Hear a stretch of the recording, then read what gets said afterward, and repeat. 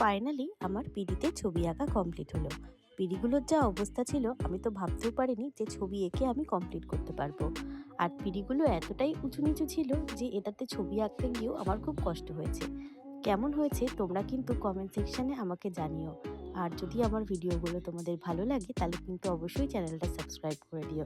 দেখা হচ্ছে তোমাদের সঙ্গে আবারও একটা নতুন ব্লগে। আজকের মতন এখানেই শেষ।